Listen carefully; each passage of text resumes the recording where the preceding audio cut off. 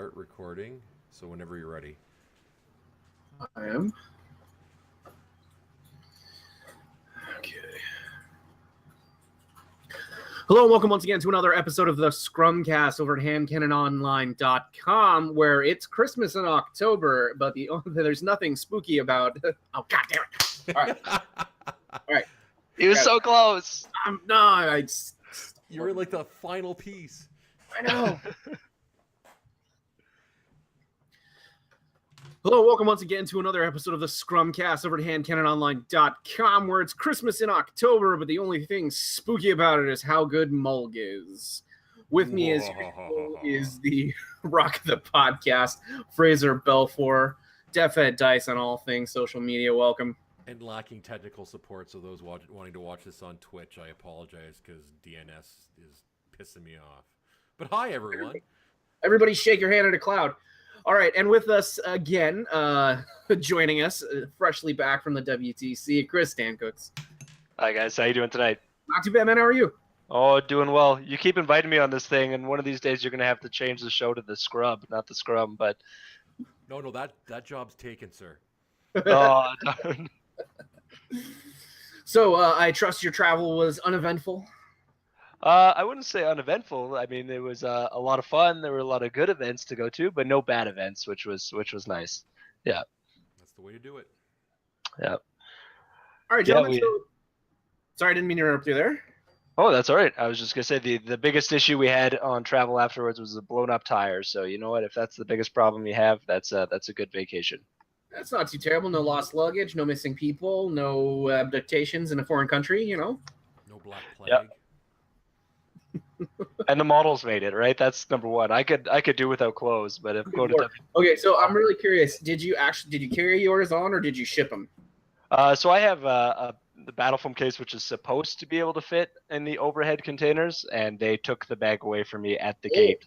So I was incredibly nervous that it was not going to make it, but fortunately, it all worked out in the end. How extra packed with foam was your bag to make sure that everything not at all because I had intended to put it above me on the plane and have it with me the whole time, and yeah, they took it away and threw it in cargoes. So and did it have a lock? Very nervous, but it made it. There was no way for anyone to pilfer out your good models.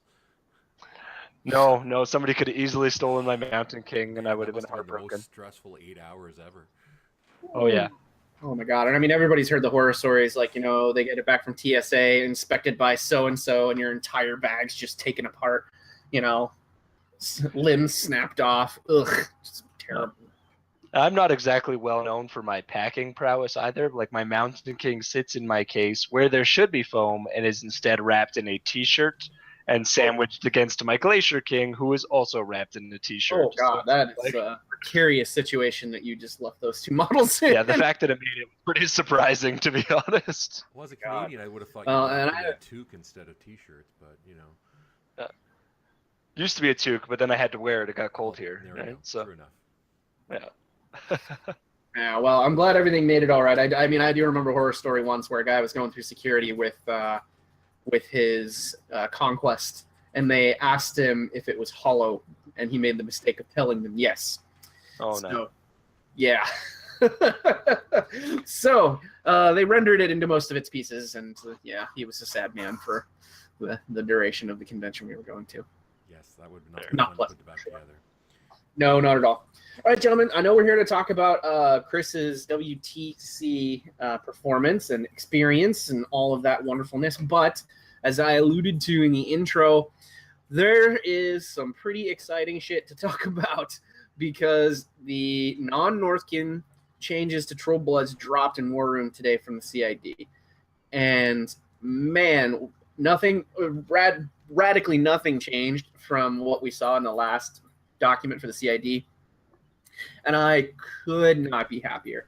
So let's give it a quick rundown, just sort of what changed on each model, give our thoughts, and we'll just kind of run through the list quickly. For those of you who haven't seen it yet, you can find it at the Privateer Press website. It'll be in the Insider today, and we'll go laid out all of the changes in text for you, so that you can, so that you can see it in the developers notes, and they'll list it there. I know that you're particularly excited for our boy Madrak 1. I am too, but Fraser, I'll go ahead and let you take it away about his changes and why you're excited. So we're not doing it in order, the order they come in. I'm confused. Why would we do it in order? We got to take it by the seat of our pants and just do it.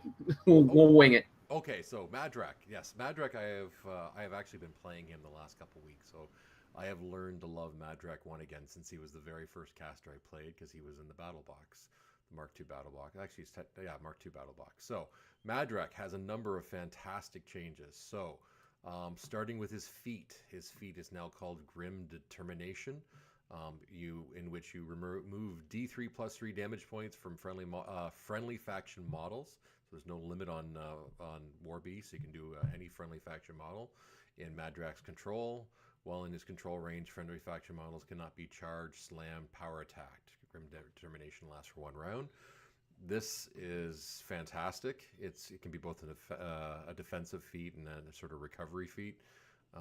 It's great if you match it up with some champs or some multi-box models like warders or long riders or anything else you want to throw in there.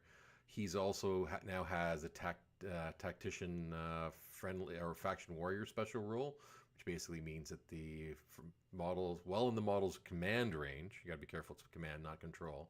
Friendly faction warrior models can ignore other friendly faction models when determining line of sight. Friendly faction models can advance through friendly faction warrior models in the model command range if you have enough movement to move completely past them.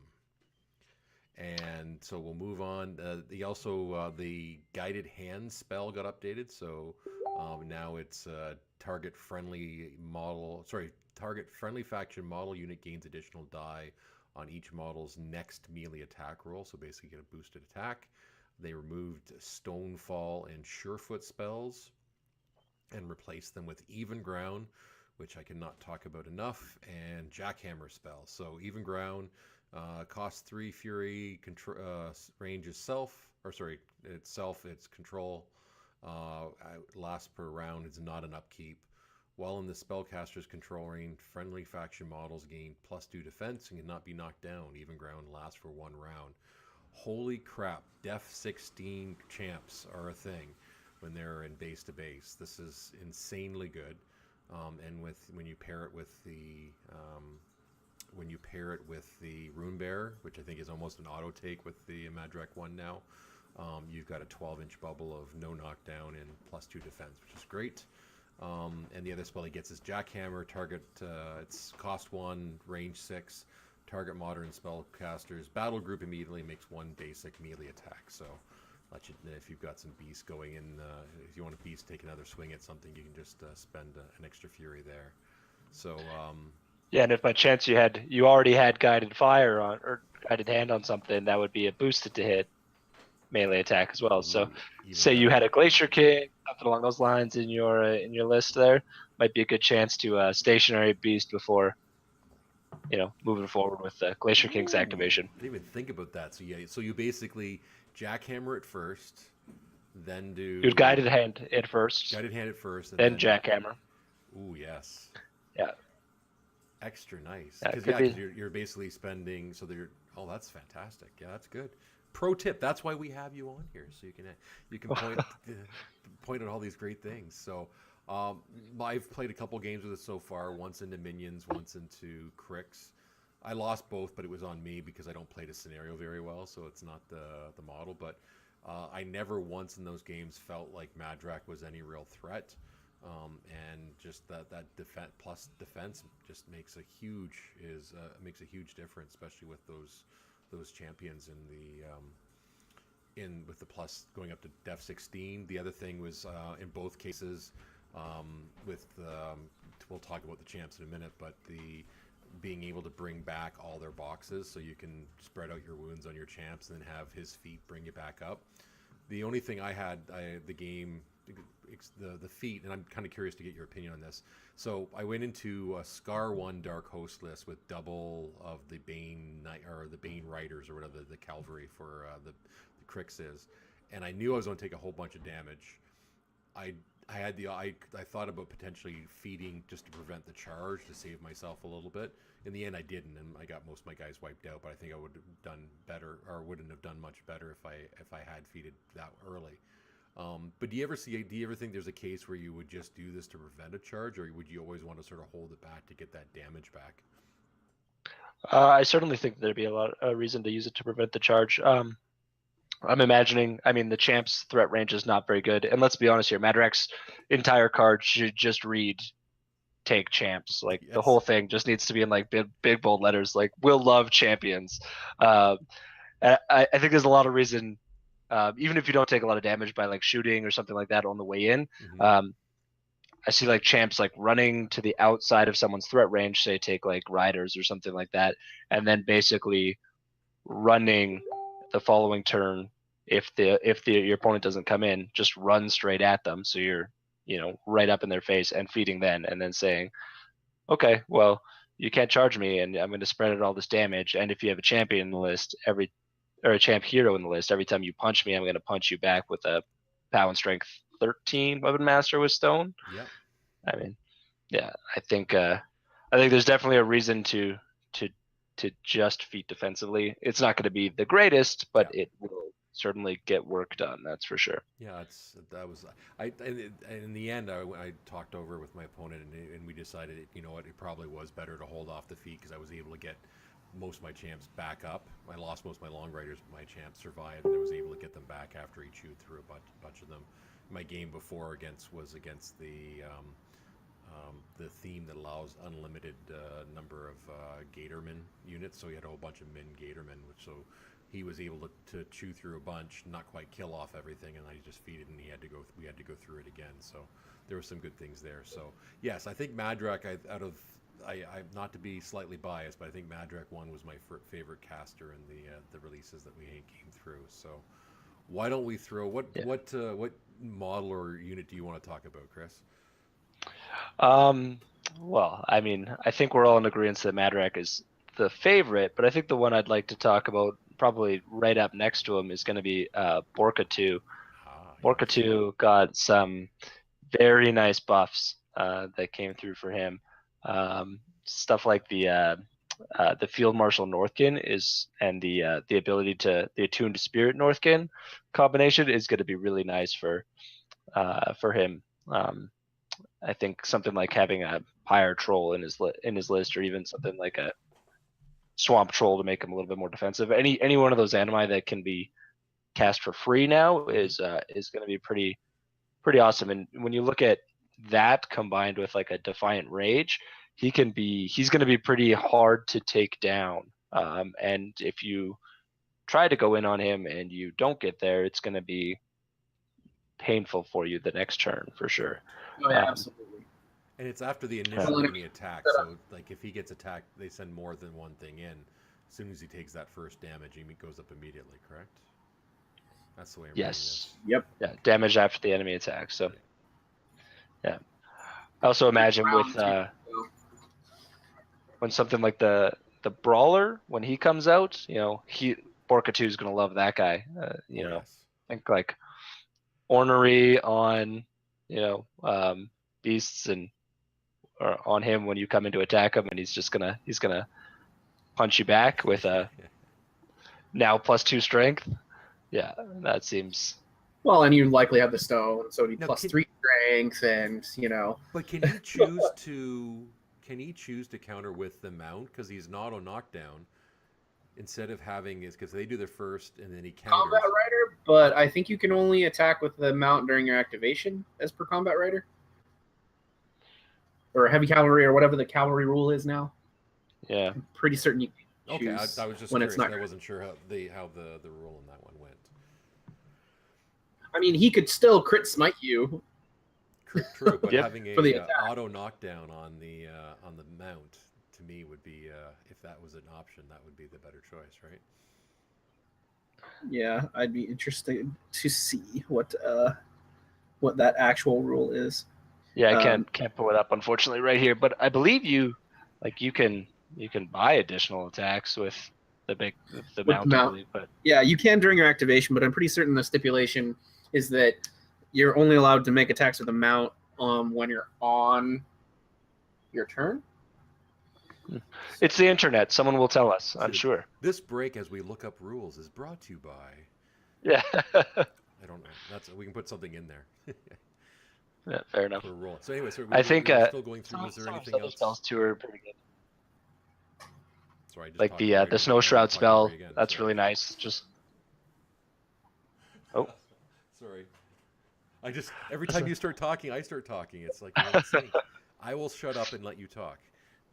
oh, that's perfectly fair. I was just saying the Snow Shroud spell is a nice buff as well. I believe it just used to be on one unit, but now it's everything in the control range, which is going to be pretty fantastic for him. Having that additional support to help him get through the shooting phase or through getting shot up into the opposing army is going to be pretty nice for him. So, Agreed. yeah. So the cavalry ruling only says that you can make an attack, an initial attack, during your activation with it. So that's not particularly conclusive to me. Be interested to see. If any of our fine listeners want to comment in either the comment section of the video on YouTube, which you should like the channel, or if you want to comment on our Facebook page, you should like the Facebook page, please do so. We would appreciate it. Yeah, absolutely. Until then, I'm going to abuse that rule as badly as I can otherwise. Fraser's just like, until then, I'm going to cheat so hard. Cheat that thing like crazy. No, I'm going to use the rules as I think they are written. I'm not cheating. I'm thinking that's how they're written. I'm sure someone will tell me very quickly that I'm wrong, but that's okay. It's very possible. All right, so in an effort to keep this a little short, we'll just go ahead and go over the final model that everybody should be gushing over at this point, and that is Mulg. God, what's not to love about this guy?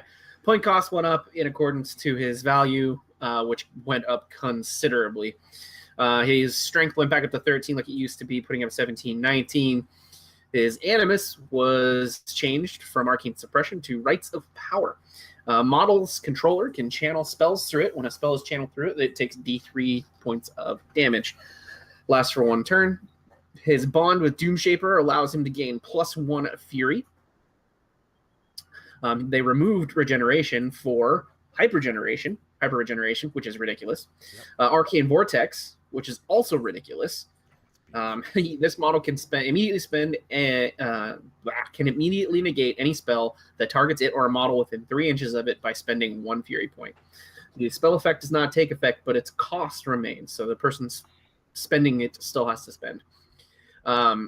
Really ridiculous. And then he also has Primal Rage. Once per turn, this model suffers damage from an enemy attack at any time except when advancing. After the attack is resolved, it can immediately make a full advance toward the attacking model and can make 1 basic melee attack. And there's some really interesting tech to be had there. And I was speaking with our very own Mike Davis about the possible implications of what's good about that particular move. One of them involving Fields of Fire and Colossal. So, model charges Mulg. Mulg then immediately moves after the attack to their other Field of Fire, denying a hit and potentially saving Mulg's life. Other things could be doing that. For instance, if Mulg just, if Mulg's attacked as a one-off, he's not the one who's charged, then they hit him and he moves out of their melee or what have you. Those sort of things start to really, add up. But I think just as a package, Mulg is probably the best character out there right now. I can't see any other character that has a bigger impact on the game, both directly and indirectly right now. Like, he's just so unique, interesting, and powerful. Oh, yeah, absolutely. Yeah, he's definitely going to have a large impact on the game. I don't know if I think he's definitely up there in terms of character models in the game. And he definitely has the 22 points. He is valued at every one of those points, which is going to be nice. The Arcane Vortex is pretty friggin' amazing. I can't believe that stayed on the way that it is. And it even specifically says in the notes, yes, you read that right. He is spending a Fury to take that off, which is a little bit ridiculous, but I'm very happy about it. Let's be honest here. We needed something nice, which is good.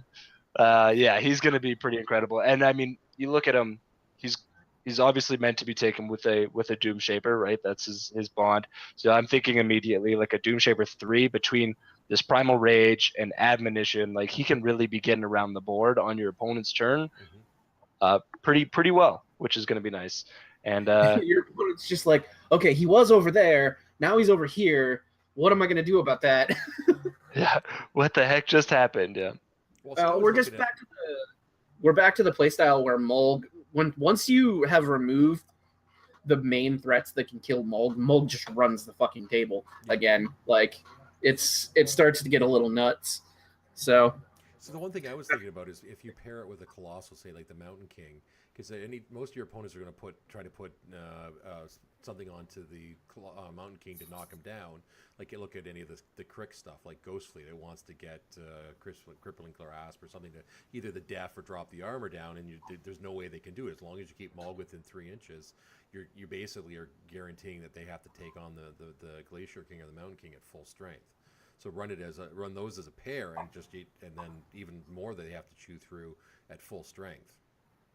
Yeah, that was definitely one of the tech pieces I was looking at, and in fact, I went searching specifically for things that were debuffs that were not spells, and the only thing that I can find that debuffs armor that's not a spell is Dark Shroud still, and that's the only thing that I can think of at the top of my head. I didn't do a lot of research, but I was like, wow, I think that almost all of them are spells. Kiss of Lilith and debuff spells across the board are just ineffective at that point, and it just requires you to position Mulg properly. Yep, take a little bit of practice, but I can see that being, especially in the Power of Dunya, that would be fantastic. What's funny too is that like if you were going to try and remove that tech by trying to get Mulg out of the way, the only way to get Mulg to move is by trying to cast a spell at him to get him to move. So he's just like nope all over the board. All kind of nope.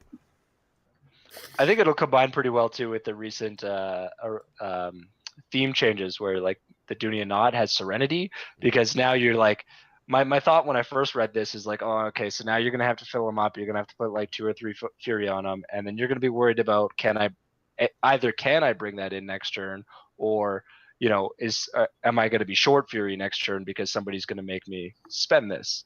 Not the worst complaint in the world, but we'll start there.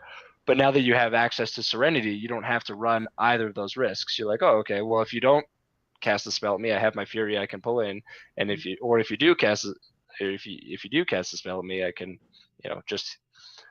I can leave those 2 extra Fury on the board because I'm going to take them off with Serenity that next turn, unless if you cast a spell at me.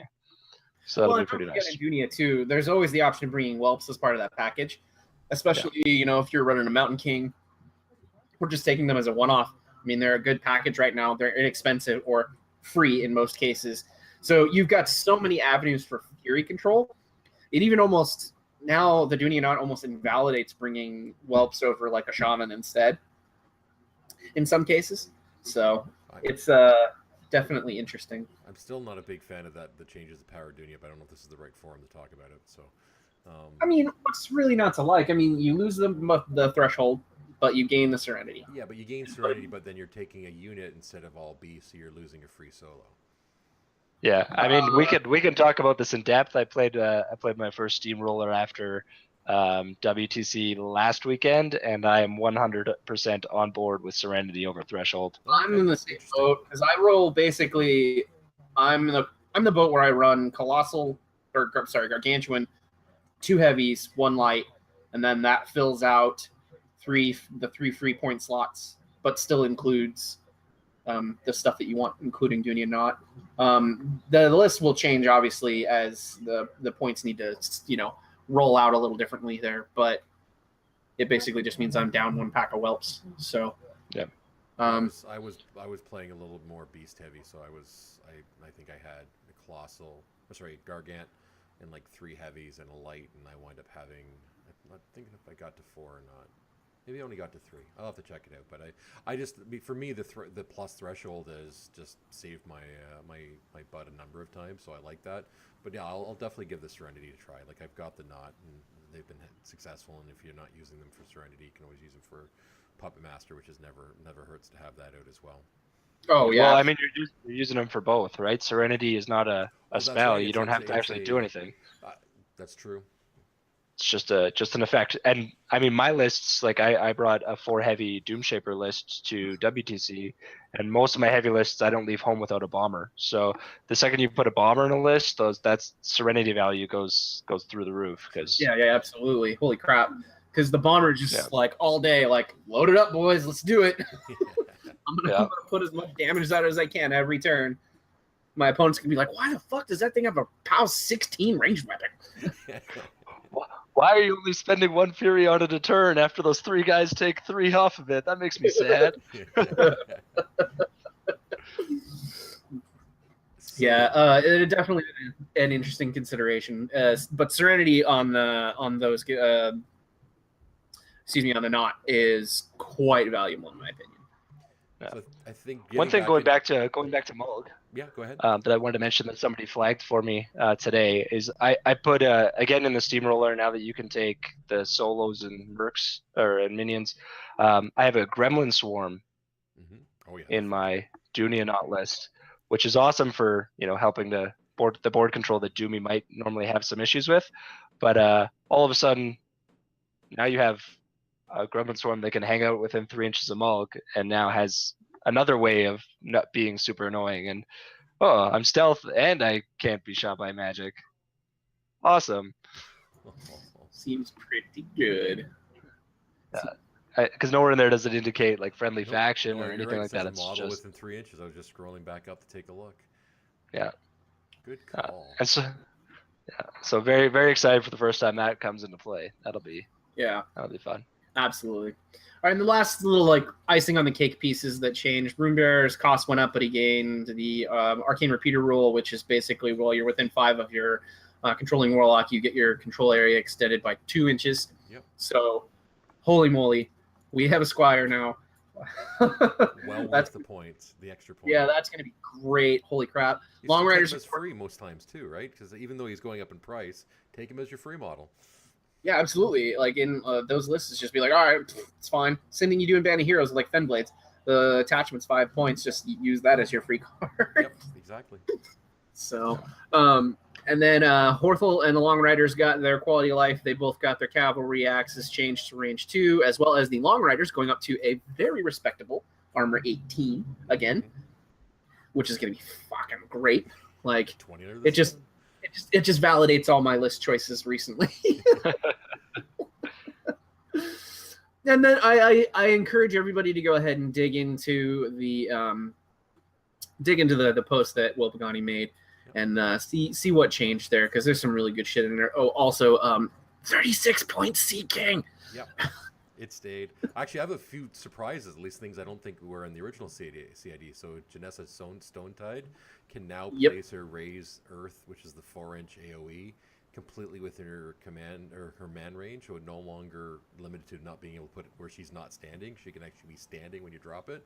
So a little bit. The changes in she didn't have to put it where she's standing. Her issue was she couldn't put it on models before, which is a giant pain in the ass, because you used to have to be like, all right, so where's Doomshaper going to charge to, or where's Doomshaper going to move to, and then I have to move all my crap away from that circle, put it down. You have to be very deliberate about where you place the template. Now she could just do it. She just puts it wherever she wants. I thought she couldn't be allowed. I didn't think she was allowed to be on the template on that space when she did it. So she could have been on it before, but no one else could. You're allowed to place it, but no model can be on it. She cannot be on it, or any of that. So the fact that they changed it to just say anywhere is huge, because that's probably 30 seconds off of every stupid activation of hers. Yeah, absolutely. And the other thing is the troll champions went up to strength 8. They weren't in the CID as being that strength bonus, were they? They had the strength buff in the CID. Yeah, I think the only thing that wasn't in CID that came through today was the Janissa buff, but I could be wrong. I'm gonna check my paperwork, because that's the one thing that sort of surprised me, or I just completely missed it, which is probably more likely the chance.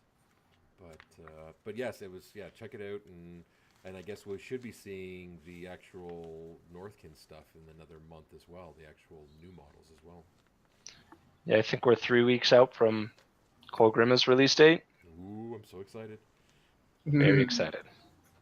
I'm assuming you're going to buy that as soon as it comes out. Oh yes, I've been selling far too much of my other stuff that's just been lying around in order to buy all of the Northkin.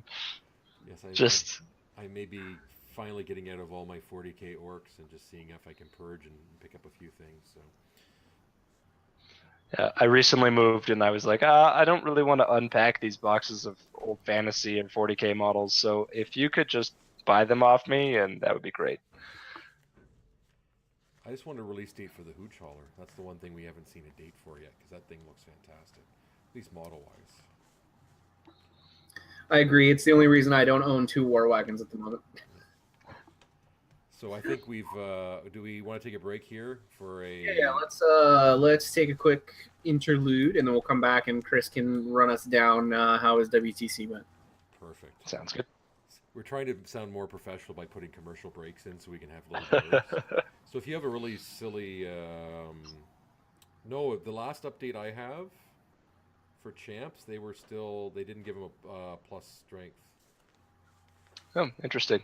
At I thought least- the plus strength was one of like the first things that they gave them with along with no, they the gave minus in They gave points. him Sanguine Bond or Sanguine. Because the first change was a reduction in points, and I think the strength. The second change was a bump back up in points, I believe, and sanguine bond. But I could, again, 100% could be incorrect. Oh no, you're right. Scaldy was July 19th. I was looking at the earlier printout. I killed lots of trees for these the last CID. I don't even play CID. I've never played a game to test anything because I'm super lazy and just want to see the outcome. But oh, I tested everything, but I did apparently half of it wrong. So which goes the way I play regular models. So there we go. So the good news is you did half of it right. So there you go. That's it. Always Mr. Positive, aren't you? Always looking at this on the glass half full. One of my teammates has made a rather half-cocked troll list to troll me rather in our So group. Or one our last thing, team. and we can tack this in, or this could be bonus content, Danny. I'm not sure which one you want to do it. So the Creel Stone Bearer and the Stone Scribe with Awaken the Stone. Can you go beyond what the number of bearers are available? Because I think Mike was saying that it follows the same rule as the pig keg carrier, where Borka can go above his fury threshold. Did we figure out that the same thing can happen on the Krill Stone? Where you can Yeah, go if you up put to another- shamans on that. No, if even you if you put, don't have shaman, if you don't have shamans, if you just do, you have a min unit, so you've got plus the elder, so you've got 5 models. You have your roll, so you have 4 on it already. You roll and you get another 2. Can it technically go to 6, or is it No. still a hard stop at the number of guys on it? yeah, it specifically says in the rules it can only have 1 fury for each model currently in the unit. So Okay. yeah, if you only have 4, you cap at 4, unfortunately. Okay, then I have been cheating, so that's good. Because I could have swore Mike said that it was the same rule as the pig Borka's pig carrier, and he can make Borka go above his fury stat. Yeah, it's not because it's a fury stat. Like Madrak 2 used to be able to go way above his fury stack Yeah, because because of it's the- not like capped anywhere, right? But No, okay, then yeah, okay. I have a few apologies I have to make. So, and whenever you're ready to return.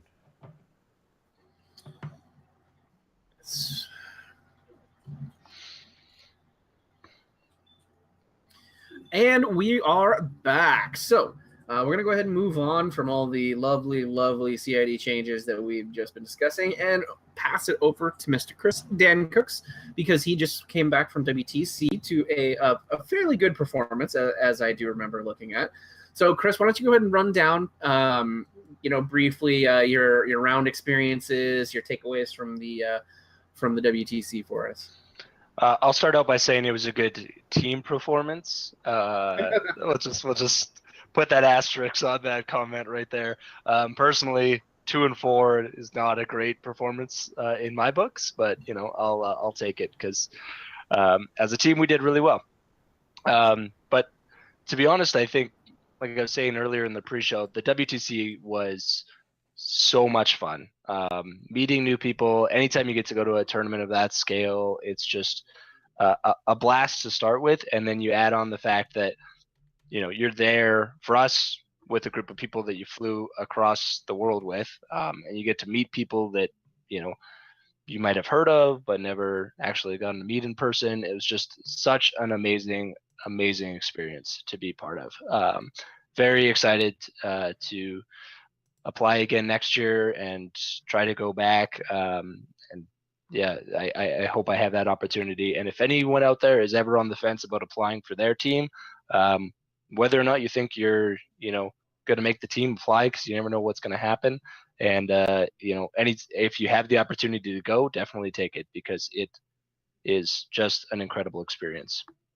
I guess going into the actual games, I think I mentioned this the last time I was on the podcast. My team was a little bit more laxed in our planning for the day, or the weekend, I guess.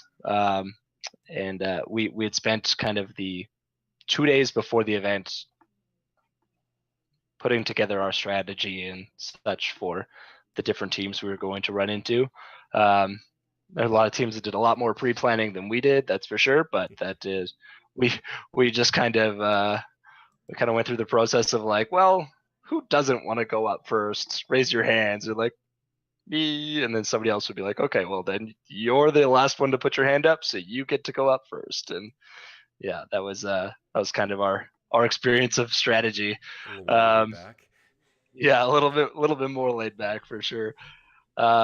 When we first got there, we had our first game of the event. We played I think it was Chinese pizza, and you could tell both them and us seemed to look very nervous coming into it. There was for our team specifically, we were a bunch of rookies to the event. We had not a ton of team experience, so I think we were getting the butterflies out. But it was good that across the table from us, there was a team that was kind of doing the same thing. They kind of talked about how we were both a little nervous to be there, but they were a great group of guys to play. We had so much fun. I got dropped into Karasloan, which was to me a giant bullet, but fortunately Doom Shaper was able to muscle his way through the Hunter fire and eventually push her off the scenario, which was surprising, to say the least. I didn't think I was going to be able to get there, but we did. Kept Doom Shaper safe enough. He had a couple Centurions in the list, and there are a couple, I'd say, placement errors of the juniors that were running the Centurions. And at one point, I was able to rush a bomber. Rush a blitzer that I had on the list and trample, and then shoot down a junior that was controlling the Centurion that was kind of threatening my lines. So that was a good moment of the game there. And then second round, we played a German team. Mm-hmm. I think it was, I can't remember. It certainly wasn't the German team that placed first, that's for sure. But it was it was a bunch of very good players. I ended up playing against Amon, and we had this strange game of like slowly kind of doing this back and forth, as like I out threat him by about an inch, but he has Enliven to kind of counteract that. So played this weird game of like, I don't quite want to, I want to get to like 10 and a bit inches, but I don't want to come attack your Enliven guys. So if you give me more than that, I'll take it. But if not, I'll stay back here and shoot. And then that all got blown up when my bomber decided to fail a threshold check, even though he had the Dunia Knot with him and only had one Fury on him, and like charged out in the middle of nowhere. And then the whole fight got started, and we grounded out for a few turns, and then unfortunately my opponent ran out of time. He was pretty close to being able to get there. I think he needed maybe one or two more scenario points, but we just weren't able to. He wasn't able to grind fast enough to get there. So lucky for me, but we moved on to the next round. Our team went, I think 4-1 in that round, so it was pretty good.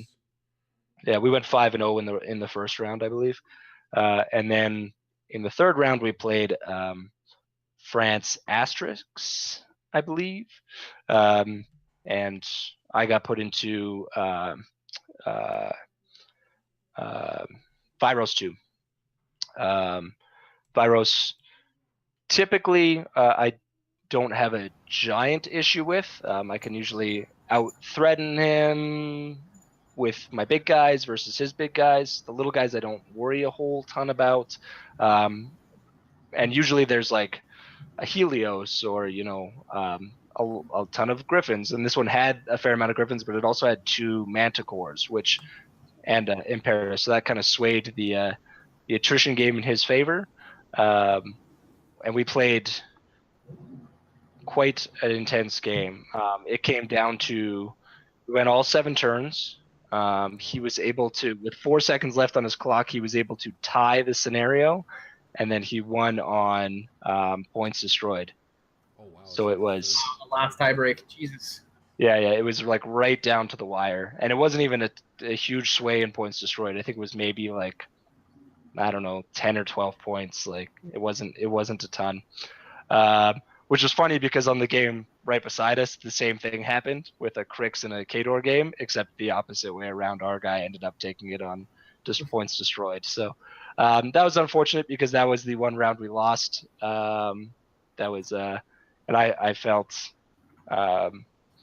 like there were opportunities that I should have taken in that game to be able to pull it through, but did not get there. So a little bit sad that day on the end of it, but 2-1 was nothing to scoff at, especially for our team of, like I said, rookies. Well, and I was going to say too that I honestly don't think Trolls are particularly favored in the Virus 2 matchup. Like that game at best is a 50-50 in my opinion, because Synergy is just too strong. Like it's definitely difficult to deal with. Sure, I think that's fair.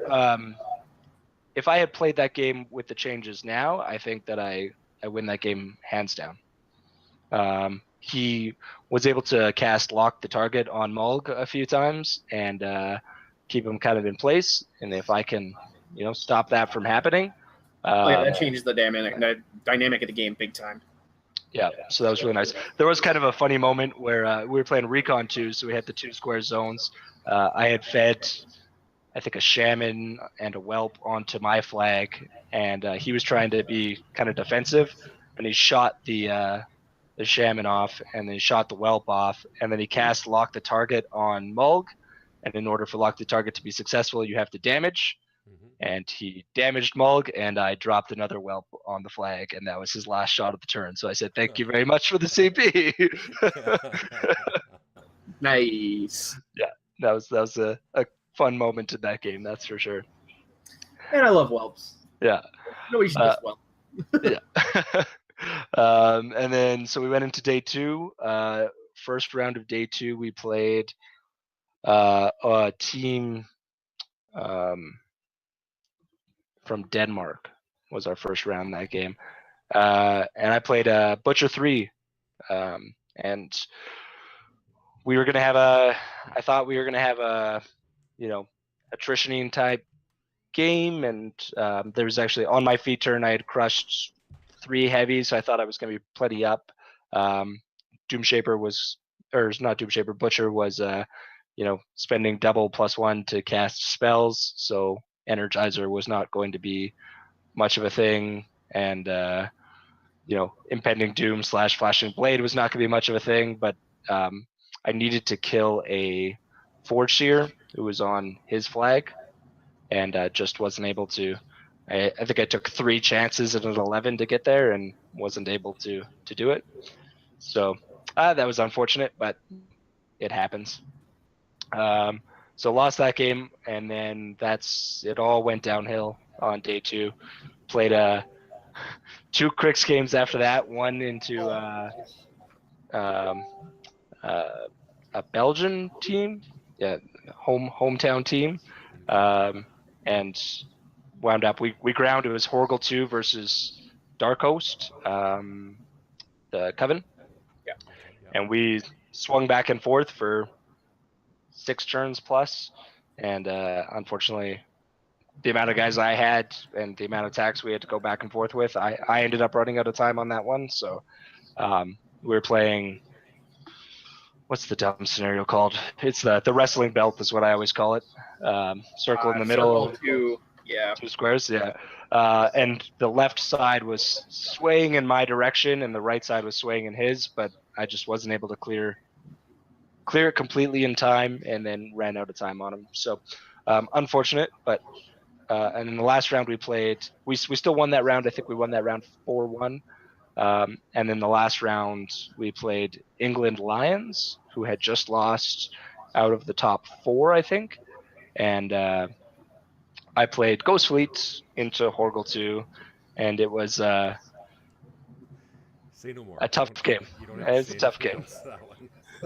Yeah, I think it was Horgle 2 was kind of designed for that game specifically. He's designed to make my opponent go all the way through the army and really be in kind of a race against time. And unfortunately, just wasn't able to. He was able to take out a couple pieces at the right time, and I wasn't able to contest and push on scenario as hard as I wanted to. So it was. We went to turn 5, and he took it on turn 5. But it was odd because it was the first Ghost Fleet game I think I played where I won the first turn. So it's like the whole dynamic of the game was thrown off. I was like, I don't know what happens now. Yeah, people get What do we do confused. here? The Crix players get extra confused if they don't go first. Yeah. So, So but that was which caster was it in that game? that was Denny one. Oh, that's just not fun. Yeah. I've played that a so- couple times. I can see how your Horgle is, because I looked at your Horgle. I can see how that would potentially have game, but just they can remove too much too quickly, right? Yeah. The idea behind it was that, I mean, it takes him a significant amount of his force to be able to remove the Mountain King with once it has inviolable resolve on it, Sure. and he was able to get rid of more of the rock than I would have liked, and he was able to actually drop the armor out of that swayable range and was able to take him down in a turn that I didn't think he was going to be able to do, but smart players will find a way, I guess, right? So, yeah, but otherwise, I mean, the Creel Warriors, they're kind of there for RFP takes down pirates pretty quickly, and the idea is that Horgle and the Long Riders can split up really far to stay away, so that Denny has to pick one of them and can't get both of them in her feet, and then the other one kind of gets to go to work with RFPing impact attacks, which is nice. So, but the plan didn't work as intended that game, so it was unfortunate. But we managed to sneak out of that round and clinch a 5-1 finish, which was again really awesome for us. Absolutely. Very nice. It sounded like you kind of got thrown to the wolves the last 2 rounds, though. I did. The Signar game and both Crix games, they were opponents that people on my team said specifically they didn't want to play. Specifically, our 2 6-0 guys were like, I don't want to play Signar, and I don't want to play Crix, and I was like, I'll take those. Sure, why not? Right? Yeah. Throw yourselves to the wolves. I have a feeling I'm going to feel the same sting coming up here in our in my next team tournament, because I've got Power of Dunia and a Band of Heroes that I'm taking with me there. So we'll see how that pans out. But I'm glad that you guys had a good time. It's great that you guys had success out there. 5-1's pretty fucking great at, And that puts you at what, 7th overall? Was it 7th or 8th? We were 7th, yeah. 7th, yeah. So you were that's fantastic, because the Canadians had 2 teams in the top 10. Yeah, we were actually scheduled to play the other Canadian team in the last round, and we were fortunate to have them adjusted on us, but we were a little disappointed when we were like, oh no, we have to play the team that ended up coming in 6th, Yeah. and like one of us is not going to go home as happy. And No. fortunately, they changed that, and both teams won, and yeah, they beat us by 1 point of strength of schedule, I think it was, and we beat if we had tied them, we would have actually been 6 because we beat them on team wins, which was Interesting. Yeah, because that was David Beauchamp's team, so it would have been Bubba and Chris Orr and those guys, right? Yeah. Yeah, those are my local guys, so I know those guys, especially people like Bubba and I think every time I go to a team tournament, I always go against Dave Beauchamp. So I've learned a lot about how his lists work and how it just destroys me. monsters. That's what those guys are. Holy smokes! Yeah. Great guys though. Oh yeah, lots of fun. And like those guys specifically were super fun to hang around with. I'd met David a few times before, but had never met Bubba. And Bubba was super cool to hang out with. We may have had a few too many drinks on the first couple nights and partied a little bit too hard, but we had a good time. So.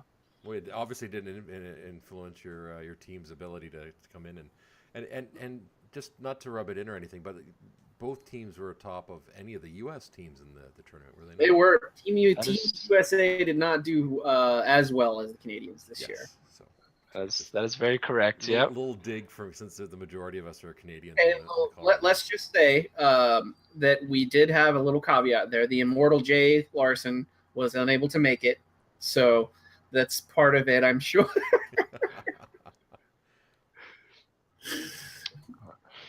No, I thought that Jay. I didn't see Jay there, but I thought that he had actually made the trip over. But then he did, and then due to an emergency, he had to fly back immediately, and they went to the alternate.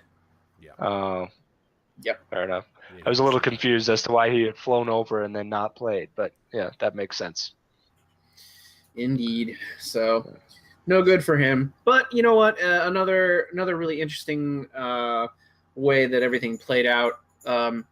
Man, we gotta diversify, even just like the world's meta here. Man, there's just a lot of the same list being played across the board, with not a lot of variation from what I saw. Was that something that you noticed when you were going into the event? Yeah, definitely. When we were, like I said, we were kind of going through our lax team strategy at the last minute there, and by the end of it, you were kind of like, okay, it's the same Vlad list, it's the same Una list, it's the same like Nemo 3 list, just with maybe one small tweak or no small tweak at all. You're like, yep. So, the same person that went against this list in this team, well, you're going to go against this list in this other team because they're literally the same lists, which is a good thing and a bad thing. Like it's a bad thing because obviously list diversity takes a beating, but at a tournament like that, it really shows who pilots the list the best, I guess. Like if you're going to have the same list and somebody's playing it better, well, then obviously they're just doing better with it, which is, or the draw had him going against a better a weaker faction, right? Because I mean, if you can drop Crix into something where it's got strength as opposed to it just, I mean, if you're seeing the same list, you're right. If you're seeing the same list being played against the other constantly, but there's always that variable where you see some lists have strengths over the other ones, so they may do better. Yeah, that's fair. I mean, and it is hard to take the actual records as anything more than nice to see because they do have that kind of skew to them, right? Yeah, exactly. That's actually one of the challenges I'm having with the Battle Reporter right now is I have to find a way to exclude certain team tournaments because again, the results are definitely a different set of variables that you wouldn't necessarily have in a regular tournament. Yeah, like the success of one individual list doesn't necessarily belie the actual win rate when you've got 5 people to take into account. Yeah, when you say we have a list that you don't ever have to put it against its weak faction and it wins most of its games, it's because it got to dodge the thing it doesn't want to see. Yeah. Well, you look at specifically like one of our guys was 6-0 with Legion, and albeit he is a very, very strong player, but he like he was even saying like he's like, I can't play Signar, right? Like you bring Nemo 3, you just auto win against me, and you're like, well, if we keep you out of that, that'll be good. But that would never show up in a steamroller, right? And any steamroller he shows up to, he's like, I'm gonna have to play Signar or Crix at some point. Yep. Yeah.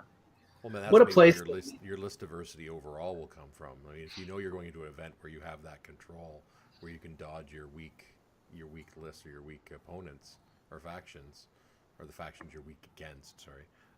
then yeah, that's why maybe you had a more defined set of or similar list where if you're going to steamrollers, you have to take into account a wider variety or more of an all-comers list.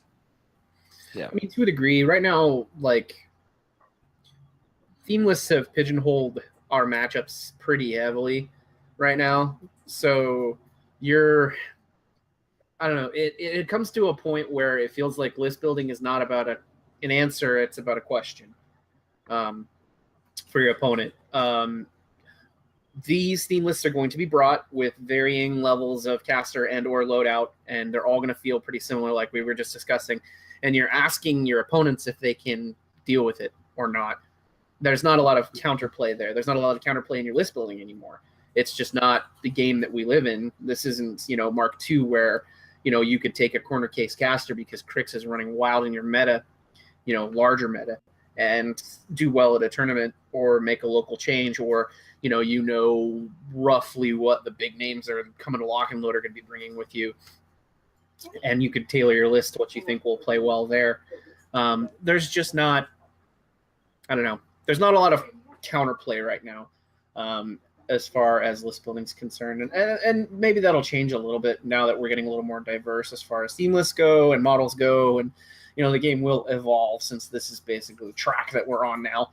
So hopefully as the new set of theme lists, the Christmas models come out and we see a little more experimentation, and we'll see a more diverse set of lists. Yeah. I think Theme Apocalypse went a long way to make that happen. Playing in a steamroller last weekend, like I said, it was pretty awesome to see the changes to lists that I had seen for the same list, but now all of a sudden you have different models included in it, different minions, different units, different things that can accomplish solving some weaknesses in theme lists, which was good to see. Yeah, exactly. Yeah. Absolutely. All right, gentlemen, I think we've prattled on long enough. We've given Danny enough to cut together. So I believe unless there's any closing thoughts about the WTC, we can go ahead and finish out our podcast. No closing thoughts. Like I said, the only thing I would mention again is that if you ever have a chance to try out for a team or to head there, I would definitely take yourself up on it because it was awesome. Are you going to try for next year?